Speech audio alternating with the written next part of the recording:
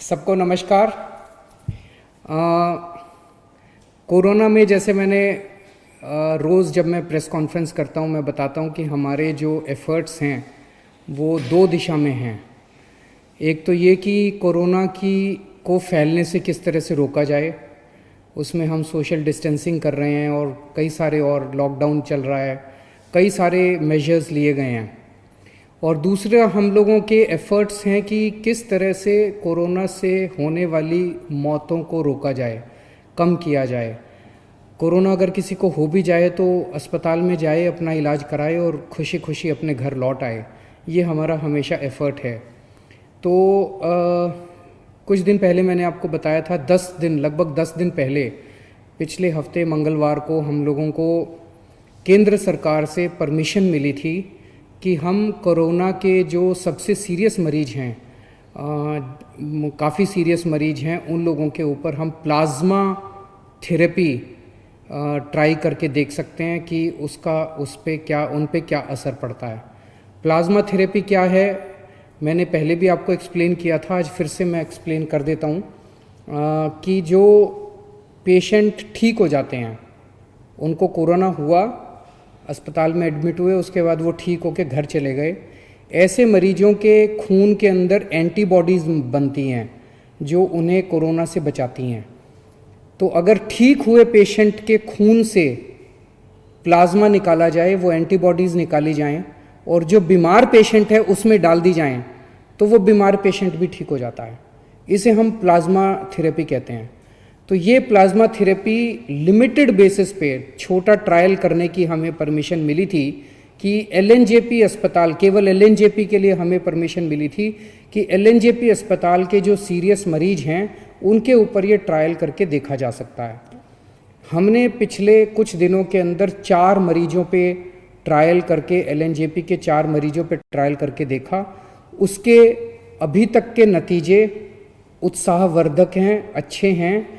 और हमारे साथ डॉक्टर सरीन हैं आज, जो कि ILBS हमारा जो दिल्ली सरकार का हॉस्पिटल है उसके हेड हैं और इस पूरे की पूरी प्रक्रिया को यही मॉनिटर कर रहे हैं और यही संचालित कर रहे हैं। अब इसका अभी तक का क्या रिज़ल्ट रहा, मैं डॉक्टर सरीन से कहूँगा कि वो आप सबको बताएंगे।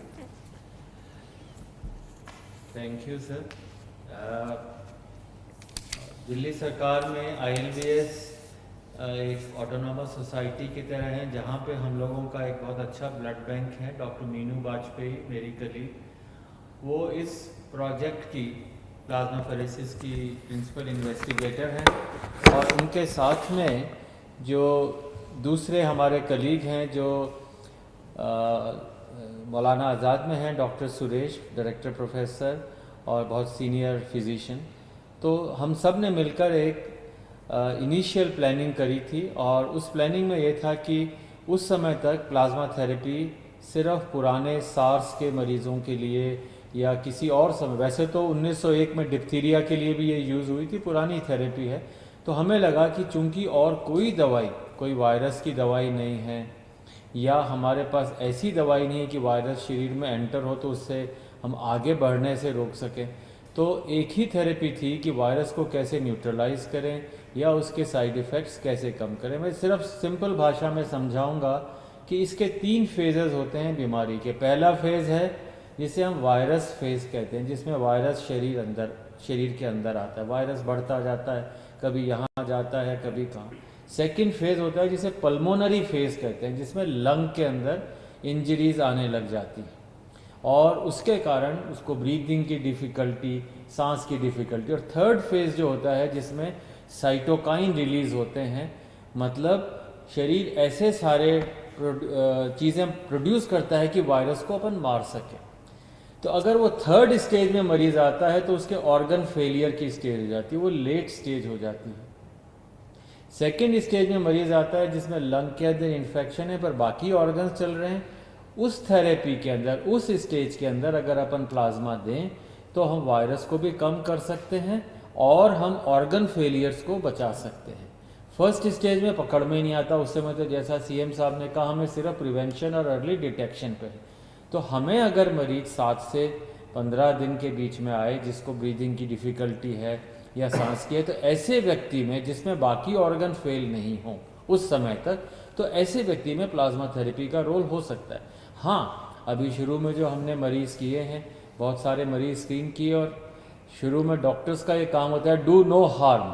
हिपोक्रेटिक ओथ यही है कि आप भले ही सोचें कि अच्छा हो रहा है पर बुरा ना करें। इस विचार से शुरू में हम लोगों ने ट्रायल बहुत केयरफुली सोच के शुरू करी, और मुझे बहुत खुशी है कि शुरू में 4 मरीज़ में हम लोगों ने अभी उत्साहवर्धक फल देखे हैं। और हाँ, आज उम्मीद है कि 2 या 3 मरीज़ और हमारे जो हैं, जो कि सिक हैं LNH हॉस्पिटल में, उनको हम लोग उनके टेस्टिंग रात 1:30 बजे सैंपल आए, अभी मुझे लगता है कि 12 बजे तक उनका वायरस टेस्ट हो जाएगा, और उनके लिए ब्लड भी तैयार है, प्लाज्मा भी तैयार है, और हो सकता है आज हम उन लोगों को थेरेपी दे सकें। और इस थेरेपी के बेनिफिट्स काफ़ी हैं।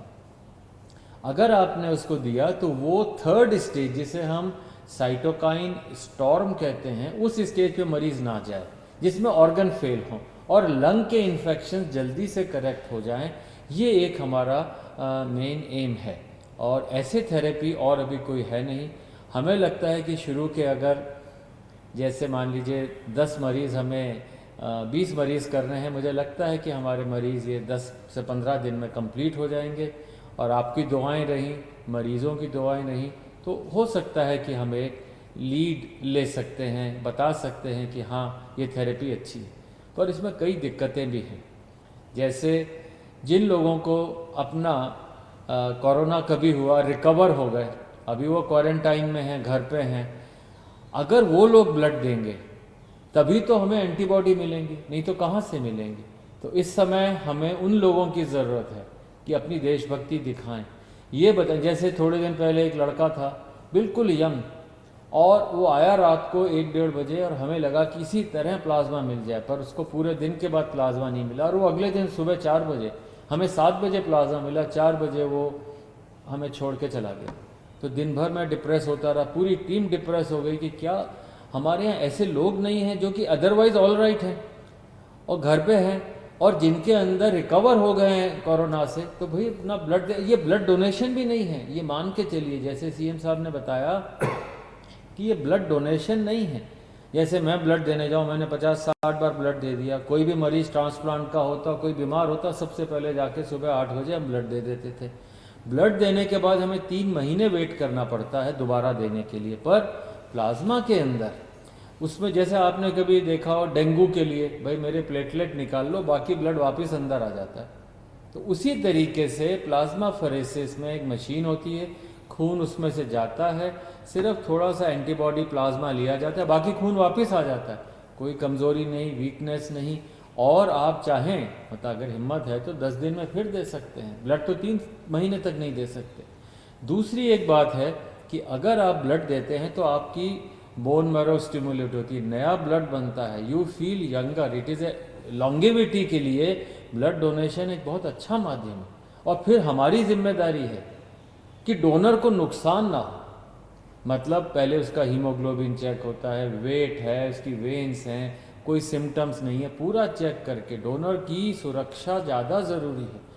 फिर ऐसे व्यक्ति अगर डोनेट करेगा और फिर हम पूरा ध्यान रखते हैं, तो मैं चाहूँगा कि आपसे अपील भी करूँगा और हमारे पॉलिटिकल चीफ से अपील करवाऊँगा कि आप लोग दिल्ली में आगे आएँ।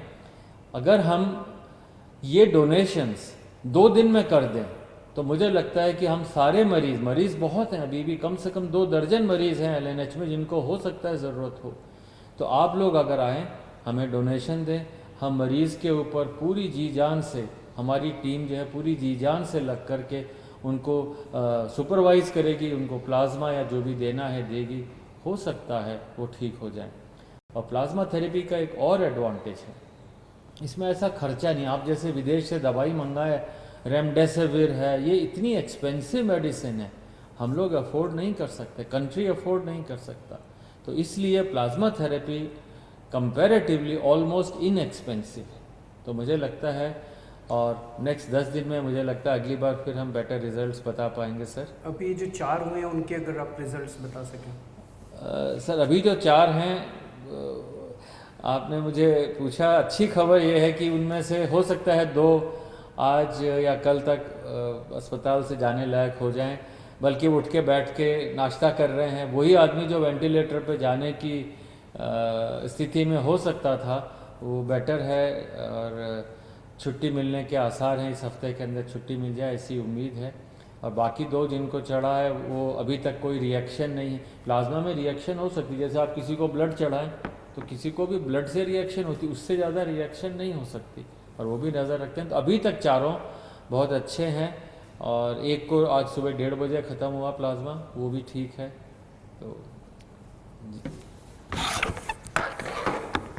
तो अभी मेरे पास जो अस्पताल से डिटेल्स हैं, 4 जो मरीज थे उसमें से 2 मरीजों को मंगलवार को प्लाज्मा दिया गया था। तो आज 3 दिन हो गए उन्हें प्लाज्मा दिए हुए। वो दोनों आईसीयू में थे, और मुझे एलएनजेपी के मेडिकल डायरेक्टर जो हैं उन्होंने बताया है कि शायद आज उनको आईसीयू से निकाल के वार्ड में शिफ्ट कर दिया जाएगा। पहले उनकी तबीयत बहुत ज़्यादा ख़राब थी। टेक्निकल टर्म्स में अगर हम देखें तो पहले पेशेंट का रेस्पिरेटरी रेट, यानी कि सांस लेने का रेट 30 था, 15 होना चाहिए, 30 था। 30 बहुत ज़्यादा माना जाता है। ऑक्सीजन सेचुरेशन लेवल उनका 85% था, ये 95% होना चाहिए। ये भी बताते हैं बहुत सीरियस होता है। तो ये दोनों चीज़ें बहुत सीरियस थी। प्लाज्मा देने के बाद अब उनका रेस्पिरेटरी रेट 20 हो गया है और ऑक्सीजन सेचुरेशन 98% हो गया है। इसी तरह का इम्प्रूवमेंट चारों मरीजों में देखने को मिला है, जिसमें उनका रेस्पिरेटरी रेट और ऑक्सीजन सेचुरेशन लेवल इम्प्रूव हो गया है। तो मंगलवार को जो 2 पेशेंट्स आईसीयू में थे और काफ़ी सीरियस हालत में थे, आज उन्हें शायद आईसीयू से छुट्टी मिल जाएगी। और जो 2 पेशेंट्स हैं बाकी, उनको कल दिया गया है प्लाज्मा, और अभी 24 घंटे में ही उन्होंने काफ़ी अच्छे रिजल्ट्स दिखाए हैं, और उम्मीद है कि ये भी काफ़ी अच्छे रिकवर होंगे। आज 2 या 3 और पेशेंट्स को दिया जाएगा। और इसके अलावा एक कोई प्राइवेट हॉस्पिटल है जिसने भी प्लाज्मा थेरेपी की है, और उनका पेशेंट जो है वो बहुत सीरियस हालत में था, उसको अस्पताल से ही छुट्टी मिल गई है। आईसीयू से भी छुट्टी मिल गई, अस्पताल से भी छुट्टी मिल रही है शायद आज। तो वो उसका भी अच्छा नतीजा आया है। तो जैसे मैंने कहा, अभी तक हमारे को लिमिटेड ट्रायल्स के परमिशन केंद्र सरकार से मिली थी। केंद्र सरकार ने हमें ये परमिशन दी थी कि आप केवल एलएनजेपी के सीरियस पेशेंट्स के ऊपर प्लाज्मा थेरेपी ट्राई करिए और हमें नतीजे बताइए, फिर हम आपको बाकी दिल्ली की परमिशन देंगे। तो अगले 2-3 दिन और हम ट्रायल्स करेंगे, और उसके बाद नेक्स्ट वीक हम लोग केंद्र सरकार को पूरे दिल्ली के सीरियस कोरोना के पेशेंट्स को प्लाज्मा थेरेपी देने के लिए अप्लाई करेंगे कि पूरे दिल्ली के सीरियस पेशेंट्स को प्लाज्मा थेरेपी देने की हमें इजाज़त दी जाए। मुझे उम्मीद है कि वो भी इजाज़त हमें जल्दी मिल जाएगी। तो उसके बाद दिल्ली के किसी भी अस्पताल के अंदर कोई भी कोरोना का अगर सीरियस पेशेंट है, उसको हम ट्राई कर पाएंगे, उसको हम प्लाज्मा थेरेपी दे पाएंगे। फिर से मैं कह दूँ, ये इनिशियल नतीजे हैं। अभी कोई हम ये ना सोचें कि इसका कोरोना का इलाज मिल गया और ऐसा कोई। इनिशियल नतीजे हैं। इनिशियल नतीजे बहुत उत्साहवर्धक हैं। एक उम्मीद की किरण नज़र आ रही है। और मैं वैसे तो ज़िंदगी ऊपर वाले के हाथ में है, और हम हमेशा कहते हैं, सभी डॉक्टर्स भी कहते हैं कि ज़िंदगी ऊपर वाले के हाथ में है। हर डॉक्टर पूरी कोशिश करते हैं अपने मरीज़ को बचाने की। तो लेकिन एक ये इतने ऐसे समय में एक ये उत्साहवर्धक खबर है हम सब लोगों के लिए। जैसे डॉक्टर साहब ने कहा, इसमें सबसे अहम रोल डोनर का है, जो कोरोना से ठीक हो गया और वो आके अपना प्लाज्मा डोनेट करता है। तो जैसे डॉक्टर साहब ने, आप में से बहुत सारे लोगों ने डेंगू के लिए ब्लड दिया होगा। डेंगू के लिए जब आप ब्लड देते हैं तो आपका ब्लड नहीं लेते, इधर से नली लगाते हैं, इधर से आपका खून निकलता रहता है, खून में से प्लेटलेट्स निकल जाते हैं और वो खून आपके शरीर में वापस डाल देते हैं। तो प्लेटलेट्स निकाल के खून आपके शरीर में वापस डाल देते हैं, आपको कमजोरी भी नहीं आती। इसी तरह से ये है, यहाँ से खून लेंगे, आपका ब्लड में से प्लाज्मा निकाल देंगे और वो आपका ब्लड वापस डाल देंगे। तो आपको किसी तरह की चिंता करने की ज़रूरत नहीं है। हमारी जितने लोग अभी ठीक हो के गए हैं, उन सब लोगों से हाथ जोड़ के निवेदन है कि आप अब दूसरे लोगों की जान बचा सकते हैं। तो एक एक व्यक्ति जो ठीक होके गया है, उसकी जिम्मेदारी बनती है कि वो दूसरों के काम आए। और जब मैं कह रहा हूँ जान बचा सकते हैं, तो आपका प्लाज्मा, आपके खून से लिया हुआ प्लाज्मा केवल और केवल उन्हीं पेशेंट्स को दिया जा रहा है जो बहुत सीरियस हैं। अगर आप प्लाज्मा ना दें तो हो सकता है उनकी मौत हो जाए। तो एक्चुअली आप एक आदमी की ज़िंदगी बचाएंगे। कई बार अगर आपके शरीर में प्लाज्मा में एंटीबॉडीज़ ज़्यादा होती हैं तो एक आदमी से 2 लोगों की जान भी बच जाती है, या नॉर्मली एक आदमी से एक ही आदमी की जान बचती है, कई बार एक आदमी से 2 की जान भी बच जाती है। तो आप एक्चुअली 2 लोगों की, एक आदमी की जान बचाएंगे। जितने लोग अभी ठीक होकर गए हैं, हमारे यहाँ से आपको फ़ोन आएगा। जब आपको फ़ोन आए हम आपके लिए गाड़ी भेज देंगे, आपके आने जाने की व्यवस्था कर देंगे अस्पताल। आप प्लीज़ किसी तरह की चिंता मत करें। सभी डॉक्टर्स, जैसे सरीन साहब ने कहा कि हम आपको किसी तरह की कोई हानि नहीं होने देंगे। हानि हो ही नहीं सकती, बड़ा सिंपल सा प्रोसेस है। आप ज़रूर अपना ब्लड डोनेट कीजिए, प्लाज्मा डोनेट कीजिए, ताकि हम दूसरे लोगों की जान बचा पाएँ। तो मुझे लगता है ये हम सब लोगों के लिए एक बहुत अच्छी खबर है, और मैं उम्मीद करता हूँ कि कोरोना जल्दी से जल्दी ख़त्म हो, कम से कम फैले, और कुछ हो ना हो, कम से कम इसके कोरोना की वजह से मौत नहीं होनी चाहिए किसी की भी। हमारा पूरा प्रयास है इस दिशा में। बहुत बहुत शुक्रिया। Thank you.